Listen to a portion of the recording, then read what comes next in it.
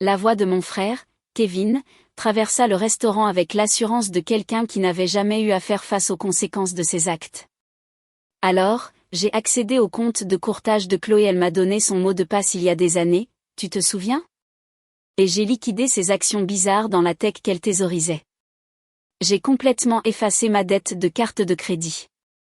43 000 € d'actions poubelles transformées en quelque chose d'utile pour une fois. Il le dit comme s'il m'avait rendu service. Je posai ma fourchette très délicatement et pris mon verre d'eau. En face de moi, chez Les Délices de Morvan, un restaurant italien chic où ma famille se réunissait chaque mois, papa acquiesçait d'un air approbateur. Bien pensé, Kevin, dit papa. Chloé est assise sur ses actions depuis quoi, 8 ans? Sans en faire rien. Au moins, tu les as mises à profit. Maman avait l'air vaguement mal à l'aise, mais ne dit rien. Elle ne le faisait jamais quand Kevin était impliqué. Le « syndrome de l'enfant doré », comme l'avait appelé ma thérapeute. Kevin aurait pu brûler la maison que maman aurait louée. Son initiative à tester les détecteurs de fumée. Tu lui as donné ton mot de passe, demanda ma sœur, Sophie, me regardant avec confusion. Pourquoi ferais-tu ça? Je ne l'avais pas fait. Mais expliquer cela à ma famille demandait une énergie que je n'avais pas pour l'instant. C'était il y a des années, dis-je doucement. Je ne me souviens même pas, c'était un mensonge. Je n'avais jamais donné à Kevin accès à quoi que ce soit.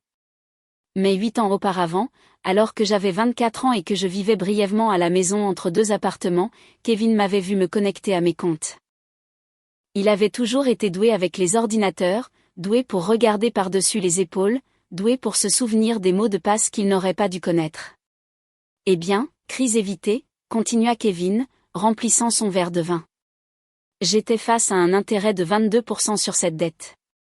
Cela aurait été brutal. Les actions de Chloé restaient là, gagnant quoi, peut-être 2% par an.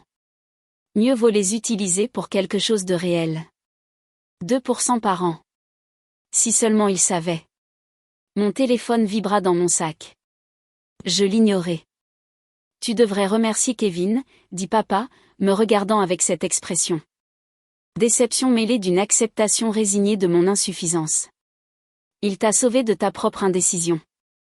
Tu es assise sur ces actions depuis tes 24 ans, sans en faire rien. Pas de stratégie d'investissement, pas de plan de croissance, juste de l'entêtement. De l'entêtement, répétai-je. S'accrocher à quelque chose sans valeur par principe, clarifia papa. Tu as toujours été comme ça, sentimental à propos des mauvaises choses. Mon téléphone vibra encore et encore. Excusez-moi, dis-je en me levant. Je dois prendre ça. Je me dirigeai vers l'entrée du restaurant, loin de la table de ma famille, et vérifiai mon téléphone. Cet appel manquait de maître Antoine Bernard, mon avocat. 12 SMS de maître Bernard. 3 SMS de madame Julie Dubois, ma conseillère financière. Un SMS de monsieur David Fournier, mon associé. J'appelai d'abord Antoine. Chloé, Dieu merci, répondit-il immédiatement. Où êtes-vous? Dîner de famille chez Morvan. Qu'est-ce qui ne va pas? Votre frère, Kevin. A-t-il accédé à votre compte de courtage? Mon estomac se serra. Comment le savez-vous? Parce que le service des fraudes de Fidelity m'a appelé il y a 20 minutes. Quelqu'un a liquidé 150 000 actions de technologie neuronale de votre compte ce matin. La transaction a été signalée car elle dépasse 40 000 € et le schéma de vente ne correspond pas à votre comportement historique. Je m'appuyai contre le mur extérieur du restaurant. Il vient de me le dire au dîner, il a dit qu'il avait vendu mes actions technologiques sans valeur pour payer sa dette de carte de crédit. Antoine resta silencieux pendant 3 secondes. Puis, Chloé, avez-vous autorisé cette vente? Non. Lui avez-vous donné accès à votre compte? Non. Il a dû utiliser un ancien mot de passe qu'il a vu il y a des années. Je ne l'ai jamais changé parce que je n'ai jamais pensé. Je m'arrêtai. Antoine, pourquoi me demandez-vous cela? Pourquoi le montant est-il important? Une autre pause. Chloé, Technologie Neuronale est entrée en bourse il y a 6 mois. Vous êtes un membre fondateur de l'équipe. Ces 150 000 actions ne valaient pas 43 000 €. Au cours de clôture d'aujourd'hui de 2180 € par action, elles valent 327 millions d'euros. La rue s'inclina légèrement. Je posai ma main contre le mur de briques pour me stabiliser. Répétez ça. 327 millions d'euros. Votre frère vient de vendre pour 327 millions d'euros d'actions sans autorisation et a gardé 43 000 € pour payer sa dette de carte de crédit. Les 326 957 000 € restants se trouvent actuellement sur le fonds monétaire de vos comptes de courtage, moins les impôts. Vous disposez d'environ 280 millions d'euros d'actifs liquides. Je ne pouvais plus respirer correctement. Chloé, vous êtes toujours là? Je suis là. Il s'agit de fraude sur titre. Accès non autorisé à des comptes financiers. Potentiellement fraude par virement bancaire. Votre frère fait face à des accusations fédérales. Je dois savoir. Voulez-vous porter plainte? À travers la vitre du restaurant, je pouvais voir Kevin rire, papa lui tapoter l'épaule. Maman souriant faiblement. Sophie regardant son téléphone. Quelles sont mes options? Demandai-je. Option 1, nous signalons cela au FBI et à l'AMF, Autorité des marchés financiers, immédiatement. Kevin sera probablement arrêté dans les 48 heures. Il risque 10 à 20 ans de prison fédérale pour les montants en jeu.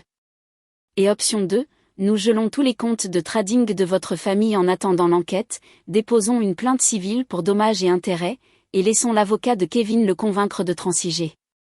Dans tous les cas, sa vie telle qu'il la connaît est terminée. Mais l'option 2 pourrait le maintenir hors de prison s'il coopère pleinement. Mon téléphone vibra avec un SMS de Julie Dubois. Chloé, je viens de voir la vente de Neuronal. Veuillez m'appeler immédiatement. Les implications fiscales seules vont nécessiter une planification sérieuse.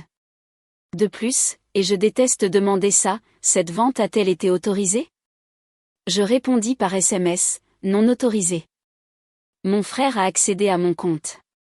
Sa réponse fut immédiate. Oh mon Dieu, j'appelle mon avocat. Ne faites rien avant qu'on se parle. Un autre SMS, cette fois de David Fournier, mon associé chez Neuronal. Chloé, Fidelity m'a appelé en tant que contact d'urgence sur votre compte. Qu'est-ce qui se passe? Ça va? Je répondis, longue histoire. Situation familiale. Je gère. Avez-vous besoin que je vienne là-bas? Il ne s'agit pas seulement d'argent, Chloé. C'est votre argent, vos années de travail, votre capital. Il avait raison. Il y a 8 ans, j'avais fait partie de l'équipe fondatrice de Technologie Neuronale, une entreprise d'interface neurale développant une technologie révolutionnaire d'interface cerveau-ordinateur. Nous étions 5 personnes dans un garage à Palaiseau, travaillant 80 heures par semaine, vivant de nuits instantanées et de fumée de capital risque. J'avais été l'ingénieur biomédical principal. Mes brevets formaient la base de notre technologie de base. Lorsque nous avons divisé le capital, j'avais reçu 150 000 actions, soit environ 8% de l'entreprise. Pendant 8 ans, nous avions construit quelque chose d'extraordinaire. L'année dernière, nous avions obtenu l'approbation révolutionnaire de l'ANSM, Agence nationale de sécurité du médicament, pour notre premier produit grand public. Il y a 6 mois, nous étions entrés en bourse à 1 200 € par action. Le cours de l'action avait presque doublé depuis. Mes 150 000 actions étaient passées d'une promesse théorique à 327 millions d'euros de valeur réelle, et Kevin les avait vendues pour 43 000 € parce qu'il avait regardé des relevés papier périmés de 2016 et supposé qu'elles ne valaient toujours rien. Antoine, dis-je, pouvez-vous venir au restaurant Les Délices de Morvan maintenant? Je suis à 15 minutes. Apportez la documentation, tout. Je veux que mon frère comprenne exactement ce qu'il a fait. Chloé, si vous allez l'affronter publiquement. Je ne l'affronte pas. Je l'éduque. Il y a une différence. Je raccrochai et retournai au restaurant. Ma famille était toujours à table, les menus de desserts ouverts, riant de quelque chose. Tout va bien? Demanda maman quand je m'assis. Très bien, dis-je. Juste des choses de travail. Toujours à faire ce truc de consultante? Demanda papa d'un ton dédaigneux. Il n'avait jamais compris ma carrière. J'avais essayé d'expliquer neuronal il y a des années et il avait décroché après interface neurale. Pour lui, j'avais 32 ans, je n'étais pas marié, je travaillais dans un vague emploi technologique qui n'était pas aussi prestigieux que le poste de Kevin dans un fonds spéculatif. Quelque chose comme ça, dis-je. Kevin montrait quelque chose à Sophie sur son téléphone. Probablement le solde de sa carte de crédit, désormais heureusement à zéro grâce à mes actions, sans valeur. Kevin, dis-je calmement. Peux-tu me dire exactement comment tu as accédé à mon compte de courtage ? Il leva les yeux, surpris par la question. Oh, j'ai juste utilisé ton ancien identifiant de quand tu vivais à la maison cet été-là. Tu l'avais écrit dans ton tiroir de bureau, tu te souviens ? J'en ai gardé une photo sur mon téléphone au cas où tu aurais besoin d'aide pour quelque chose. Tu as gardé une photo de mes mots de passe financiers ? Pour les urgences, dit-il comme si c'était tout à fait raisonnable. Et ça s'est avéré chanceux. Tu avais tout cet argent mort qui traînait. Maintenant, il sert à quelque chose d'utile.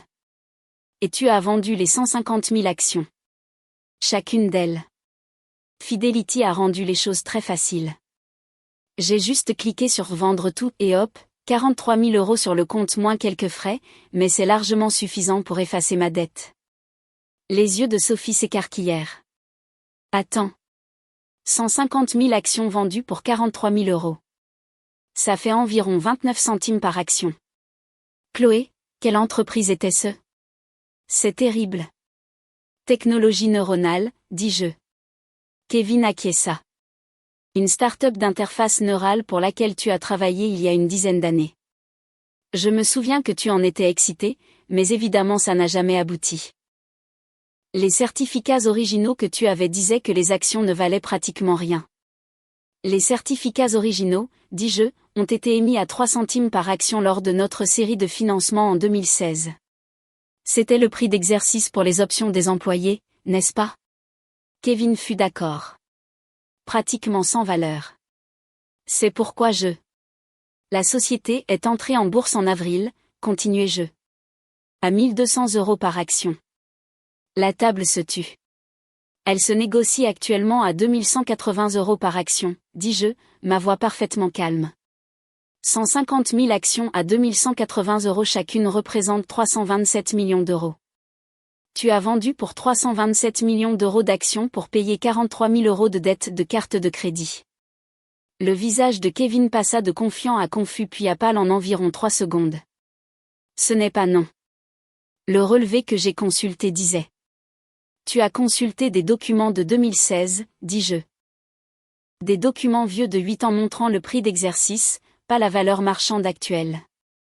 Tu n'as pas vérifié le prix de négociation actuel.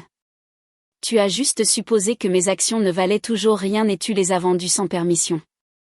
La voix de papa était tranchante. Chloé, ce n'est pas drôle. Ces actions valaient vraiment autant ? Maître Antoine Bernard arrive ici tout de suite, dis-je. C'est mon avocat. Il aura la documentation montrant la transaction exacte, les prix du marché actuel et les statuts fédéraux que Kevin a violés en accédant à mon compte sans autorisation. La main de maman se posa sur sa bouche. Kevin, tu as dit qu'elle t'avait donné la permission. Je pensais que ça ne la dérangerait pas, dit Kevin, sa voix montant. C'était juste là. Tu ne comprends pas. J'étais noyé sous les dettes et Chloé a toujours été bizarre avec l'argent de toute façon, à thésauriser ses actions qui n'ont jamais bougé. Elles ont bougé, dis-je doucement. Elles ont bougé de 3 centimes à 2 180 €. C'est un rendement de 726 567% sur 8 ans. Je les détenais parce que je comprenais leur valeur. Tu les as vendues parce que tu ne la comprenais pas, Sophie scrollait frénétiquement sur son téléphone. Oh mon Dieu! Technologie neuronale, 2 180 € par action. Chloé, il est dit que tu fais partie de l'équipe fondatrice. Il est dit que tu détiens des brevets sur la technologie de base. 17 brevets, confirmai-je. Je suis l'ingénieur biomédical principal. Je suis avec la société depuis 8 ans. Mais tu nous as dit que tu faisais du conseil, dit papa faiblement.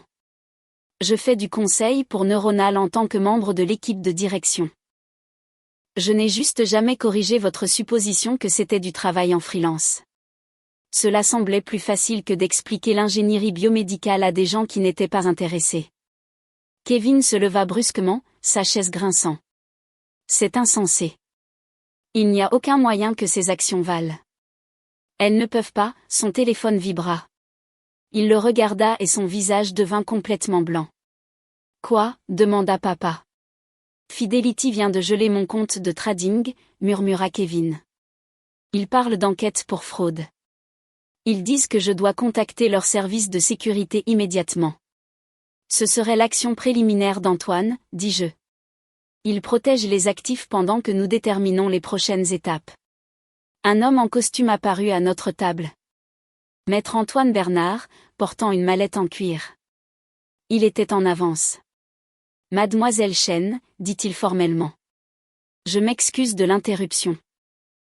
Je suis Maître Antoine Bernard, conseiller juridique de Mademoiselle Chen. Je dois parler à Monsieur Kevin Chen, concernant un accès non autorisé à des comptes financiers. Le restaurant était devenu silencieux. D'autres convives regardaient. C'est une affaire familiale privée, dit papa, se levant. Vous devez. C'est une affaire de sécurité fédérale, interrompit Antoine. Kevin Chen a accédé au compte de courtage de Chloé Chen sans autorisation et a exécuté une transaction B d'une valeur de 327 millions d'euros. L'AMF a été informée. La division des crimes financiers du FBI a été informée. Le service des fraudes de Fidelity a gelé tous les comptes liés en attendant l'enquête. Il ouvrit sa mallette et posa des documents sur la table. Voici les relevés de transactions de ce matin. 150 000 actions de technologie neuronale vendues à un prix moyen de 2176 € par action. Valeur totale de la transaction, 326 400 000 €. Kevin se laissa tomber sur sa chaise. Je ne savais pas. Je ne savais pas qu'elle valait autant. L'ignorance n'est pas une défense en cas de fraude sur titre, dit Antoine. Vous avez accédé au compte financier de quelqu'un d'autre. Vous avez exécuté une transaction non autorisée et vous avez conservé les profits de cette transaction. Ce sont des crimes fédéraux. Maman pleurait. Papa avait l'air de pouvoir faire une crise cardiaque. Sophie avait son téléphone en main, cherchant clairement sur Google les sanctions pour fraude fédérale sur titre. Que se passe-t-il maintenant ? Demanda papa, sa voix à peine audible. Antoine me regarda. C'est à Mademoiselle Chen de décider. C'est elle la victime ici. Elle décide de porter des accusations criminelles ou de poursuivre des recours civils. Tous les regards à table se tournèrent vers moi. Chloé, dit maman à travers ses larmes. S'il te plaît. Il ne savait pas. Il a fait une erreur. N'envoie pas ton frère en prison. Une erreur, répétai-je. Il a volé mon mot de passe, accédé à mon compte sans permission, vendu mes actifs et gardé l'argent. La seule erreur, c'est qu'il n'a pas vérifié la valeur actuelle avant de supposer que j'étais trop stupide pour savoir ce que je possédais. Je n'ai jamais dit que tu étais stupide, protesta Kevin faiblement. Tu le dis depuis des années, corriguai-je. Chaque fois que tu as appelé mon travail, ce truc de consultante. Chaque fois que tu as suggéré que j'avais besoin de vrais conseils financiers. Chaque fois que tu as traité ma carrière comme un joli passe-temps tout en te vantant de ton emploi dans un fonds spéculatif. Tu me dis que je suis financièrement incompétente depuis si longtemps que tu as réellement cru que tu avais le droit de prendre mes actifs. Que veux-tu ? Demanda papa. De l'argent. Nous trouverons un moyen de te rembourser. Me rembourser ? Je ris. Papa, Kevin devrait me payer 327 millions d'euros. Sa fortune nette, c'est quoi ? Peut-être 400 000 € en capital dans des comptes de retraite. Toi et maman, vous avez peut-être 2 millions d'euros. Ce n'est pas quelque chose que vous pouvez régler avec un plan de paiement. Antoine s'éclaircit la gorge. Mademoiselle Chen, nous devrions discuter de cela en privé. Le restaurant n'est pas, non, dis-je, ils peuvent entendre ça. Voici vos options. Option 1, je porte des accusations criminelles. Le FBI vous arrête probablement demain. Vous risquez 10 à 20 ans de prison fédérale pour les montants en jeu. Votre carrière est terminée. Vous serez un criminel condamné. Ses mains tremblaient. Option 2, continuai-je, je ne porte pas d'accusation criminelle. Au lieu de cela, vous me cédez tous les actifs que vous possédez, votre appartement, vos comptes de retraite, votre voiture, tout, pour aider à compenser la responsabilité fiscale que vous avez créée en forçant cette vente. Vous n'accédez plus jamais à mes comptes. Vous ne me donnez plus jamais de conseils financiers et vous reconnaissez publiquement ce que vous avez fait. Publiquement, murmura Kevin. Je veux des excuses écrites, dis-je. Publiées sur vos réseaux sociaux, expliquant que vous m'avez volé, expliquant que vous pensiez que mes actifs ne valaient rien, expliquant que vous aviez tort. Je veux que tous ceux qui vous ont jamais entendu me condescendre à propos de l'argent sachent que vous avez volé 327 millions d'euros à votre sœur parce que vous étiez trop arrogant pour vérifier les prix du marché actuel. C'est humiliant, dit papa. C'est proportionnel, répondis-je. Il m'a humilié pendant des années en me traitant comme si j'étais financièrement incompétente. Maintenant, il peut faire l'expérience de l'humiliation tout en reconnaissant la vérité. Maman tendit la main à travers la table. Chloé, ma chérie, je sais que tu es en colère, mais la famille, c'est la famille. Nous pouvons régler ça en privé. Personne d'autre n'a besoin de savoir. Tout le monde le sait déjà, dis-je. Fidelity le sait. Antoine le sait. L'AMF le sait. Le FBI le sait. Mes associés le savent. Les seules personnes qui ne savaient pas, c'est vous parce que vous n'avez jamais pris la peine de demander ce que je faisais réellement dans la vie. Sophie prit la parole doucement. Chloé, je suis tellement désolée. Je n'ai jamais su quand tu parlais de ton travail. Je n'ai pas fait attention. J'ai supposé que c'était comme disait Kevin, un petit boulot de consultante. Je n'avais aucune idée que tu construisais quelque chose d'aussi grand. Personne ne le savait, dis-je. Parce que quand j'ai essayé de l'expliquer il y a des années, vous avez tous décroché.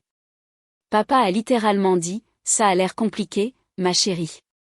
Peut-être te concentrer sur quelque chose de plus pratique. Alors j'ai arrêté d'expliquer.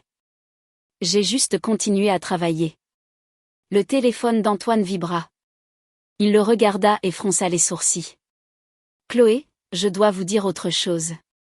Le service des fraudes de Fidelity a trouvé d'autres tentatives d'accès non autorisées à votre compte. Kevin s'est connecté tous les quelques mois au cours des 3 dernières années, vérifiant votre portefeuille. Le visage de Kevin le confirma avant qu'il ne parle. Je ne faisais que surveiller les choses, m'assurant que tu ne prenais pas de décisions d'investissement stupides. Tu surveillais mes finances à mon insu, dis-je. Pendant 3 ans. J'essayais d'aider. Tu attendais une opportunité, corriguai-je. Tu as surveillé mon compte, attendant quelque chose dont tu pourrais me sauver. Aujourd'hui, tu as vu une chance de payer ta dette et de jouer les héros, alors tu l'as saisie. Tu ne m'as pas aidé. Tu m'as volé parce que tu croyais sincèrement que je ne le remarquerais pas ou que je m'en ficherais. La table était maintenant complètement silencieuse, à l'exception des pleurs discrets de maman. J'ai besoin de votre décision, dit Antoine doucement. Accusation criminelle ou règlement civil. Je regardais Kevin. Mon frère aîné qui avait passé 34 ans à être l'enfant doré. La réussite. Celui qui comprenait l'argent. Le frère qui venait de me voler 327 millions d'euros parce qu'il ne pouvait pas imaginer que je puisse avoir plus de succès que lui. Règlement civil, dis-je, avec condition. Les épaules de Kevin s'affaissèrent de soulagement. Vous me cédez tous vos actifs, continuai-je. Divulgation financière complète, coopération totale avec mes avocats. Vous publiez les excuses publiques que j'ai mentionnées. Vous assistez à une conférence de presse avec moi et l'équipe juridique de Neuronal pour expliquer ce que vous avez fait et prendre l'entière responsabilité. Et vous ne me donnez plus jamais de conseils sur l'argent. Une conférence de presse, dit papa. Ça détruira sa carrière. Sa carrière était de l'argent volé à sa sœur, dis-je platement. Sa carrière devrait être détruite. Antoine tapait des notes sur sa tablette. Je rédigerai l'accord de règlement ce soir. Kevin. Vous aurez besoin de votre propre avocat. Je vous recommande d'en prendre un immédiatement. Combien de temps a-t-il pour décider ? Demanda maman. 24 heures, dit Antoine. Après cela, Mademoiselle Chen dépose des accusations criminelles et le FBI prend le relais. Je me levai, prenant mon sac. Je pars maintenant. Kevin, tu as jusqu'à demain 17 heures pour signer l'accord de règlement. Si tu ne le fais pas, Antoine dépose des accusations et tu te débrouilles seul. Où vas-tu ? Demanda maman. À la maison, dis-je. Ma vraie maison. Le condo que j'ai acheté il y a 3 ans à Montmartre. Celui que je n'ai jamais mentionné parce que vous supposiez tous que je louais un appartement bon marché. Je vais ouvrir une bouteille de vin qui coûte plus cher que la dette de carte de crédit de Kevin et réfléchir à la façon dont je veux déployer 280 millions d'euros d'actifs après impôt. Je me dirigeai vers la sortie, puis me retournai. Oh, et Kevin, ces 43 000 euros que tu as gardés, c'est du vol. Antoine va déposer un rapport de police séparé pour cela. Tu pourrais vouloir les rendre. Sophie me rattrapa sur le parking. Chloé, attends.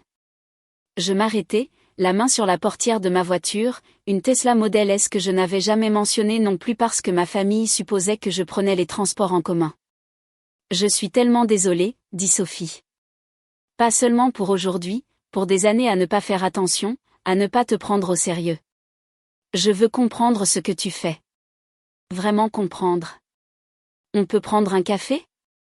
Peux-tu m'expliquer neuronal ? Je veux savoir. Je regardais ma sœur cadette, l'enfant du milieu qui était toujours restée neutre, ne me défendant jamais, mais n'attaquant jamais non plus. Celle qui était restée silencieuse pendant que Kevin me volait. Sophie, j'apprécie l'offre, mais je ne dois plus d'explications à personne. J'ai passé 8 ans à construire quelque chose d'extraordinaire pendant que ma famille me dénigrait. Je ne vais pas passer les 8 prochaines années à t'apprendre à me prendre au sérieux. Soit tu le fais, soit tu ne le fais pas, je le fais, dit-elle. Je promets que je le fais. Alors prouve-le, dis-je. Présente-toi à la conférence de presse. Assieds-toi au premier rang. Quand les journalistes poseront des questions sur la réaction de notre famille, dis-leur la vérité, que tu ne savais pas ce que j'avais construit parce que tu n'as jamais demandé. C'est comme ça que tu peux me soutenir maintenant. L'honnêteté. Je montai dans ma voiture et partis, laissant ma famille sur le parking des Délices de Morvan, probablement encore en train de digérer ce qui venait de se passer. Mon téléphone sonna.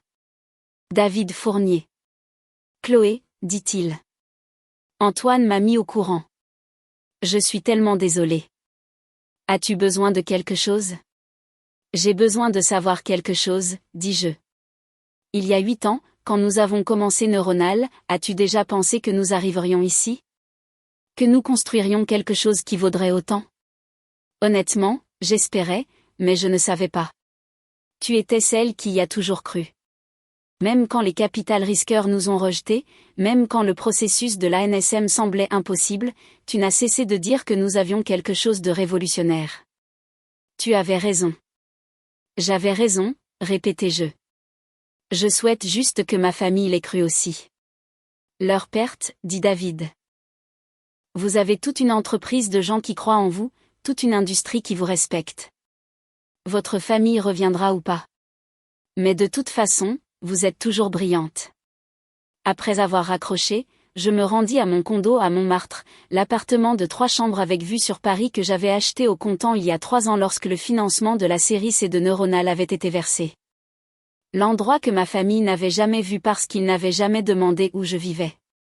Je me versai du vin d'une bouteille que j'avais gardée. Un château Lafite Rothschild 2009 qui coûtait 3 200 €. Il avait le goût de la victoire et de la justification et de 8 ans de succès silencieux enfin reconnus. Mon téléphone vibra avec un email d'Antoine. L'avocat de Kevin vient d'appeler. Il est prêt à signer l'accord de règlement. Toutes les conditions sont acceptées, y compris les excuses publiques et la conférence de presse. Il est terrifié par les accusations fédérales. Les documents seront prêts demain matin. De plus, félicitations pour votre sortie, même si ce n'était pas selon vos termes. 327 millions d'euros, c'est extraordinaire. Vous avez construit quelque chose de remarquable. Je répondis, merci, et Antoine, assurez-vous que la conférence de presse soit bien suivie. Je veux que tout le monde voie ça. La conférence de presse de la semaine suivante fut couverte par les Échos, Le Monde Informatique et Le Figaro. Kevin se tenait à côté de moi, pâle et brisé, lisant sa déclaration préparée. J'ai accédé au compte de courtage de ma sœur Chloé Chen sans autorisation et j'ai vendu 150 000 actions de technologie neuronale. Je croyais que ces actions ne valaient rien sur la base d'informations périmées. En réalité, j'ai vendu pour 327 millions d'euros d'actifs. J'ai fait cela parce que je ne comprenais pas la valeur de ce que ma sœur avait construit. Je n'ai pas pris sa carrière au sérieux. J'ai supposé que je m'y connaissais mieux en finance qu'elle. J'ai eu catastrophiquement tort. Chloé Chen est un membre fondateur de l'une des entreprises les plus innovantes dans le domaine biomédical. C'est une ingénieure et femme d'affaires brillante. Je lui présente mes excuses, ainsi qu'à Technologie Neuronale et à tous ceux que j'ai induits en erreur sur les réalisations de ma sœur. Les journalistes avaient des questions, des dizaines de questions sur la technologie de Neuronale, sur mon rôle dans l'entreprise, sur ce que je comptais faire des actifs liquidés. Je réinvestis, dis-je. Neuronale va aller loin. Je rachète des actions sur le marché libre. Je crois en ce que nous construisons. J'y ai toujours cru. Cette réponse fit les gros titres. L'ingénieur de Neuronale rachète pour 200 millions d'euros d'actions après la vente non autorisée de son frère. Le cours de l'action bondit de 12% ce jour-là. Ma famille n'assista pas à la conférence de presse, mais Sophie envoya un SMS. J'ai regardé en ligne.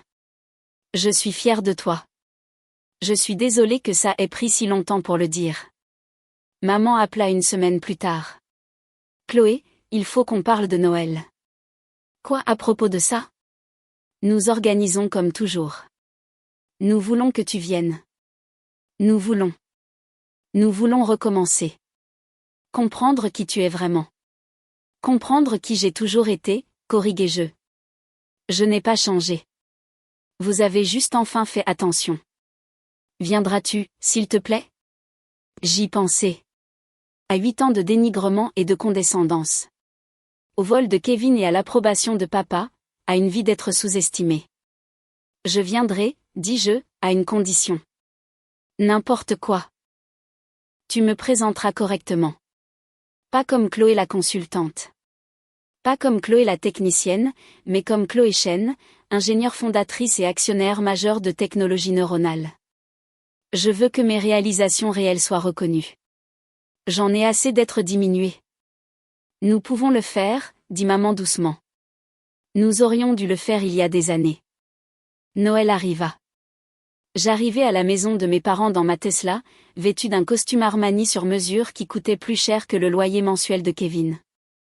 Maman ouvrit la porte et pour la première fois dont je me souvenais, elle me regarda avec quelque chose qui ressemblait à de l'admiration.